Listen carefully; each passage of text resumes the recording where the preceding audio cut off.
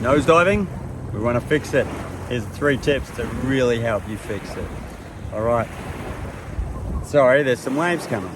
It is minuscule, but there's some waves. The problem lies in paddling too much. Okay, you're not feeling when the wave has really got you, and you're panic paddling often to guarantee that you get the wave. If I'm not speaking your language right now, scroll on.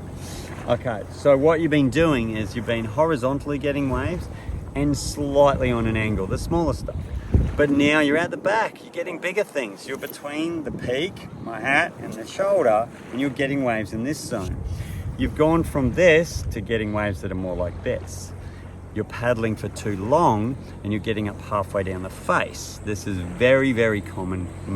I see it all the time. My students usually get over it within 2 sessions in the surf. This is what I do.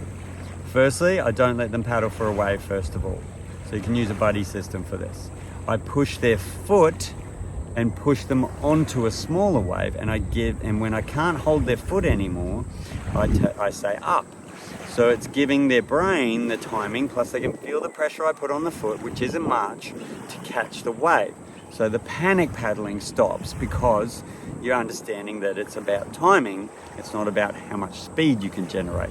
Yes, on a hard to get day when the waves are really full and it's quite deep, yeah, it is harder to get a wave. But for most days that you're going to go out and have fun, that's not the case.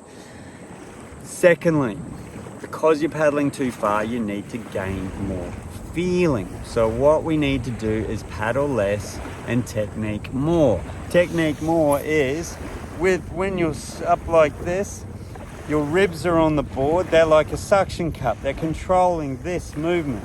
Everyone does it when they're missing a wave, they drop their chest and their head on the board and they paddle harder. What I want you to do is do 3 paddles, drop your head and your chest and go to stand up. Yes, you're gonna miss some waves, all right? And then you're gonna paddle too hard and be halfway down the face again and stand up and nosedive. It's a middle ground between the 2 that you're looking for. So practice that and you'll start finding it. You're dropping your head and chest to change dump your head and your chest on the board as changes the weight on the board and tips it into the wave, which means you paddle less.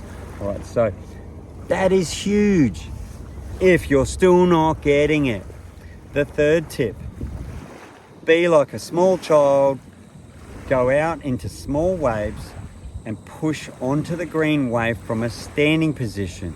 Gently and slowly work on getting that time. You want that wave to be nearly on top of you before you do it. And we need a small day. We want a small day and like a mini mill, an 8-foot board, 7-6, 7-foot, something like that can easily get taken by the wave.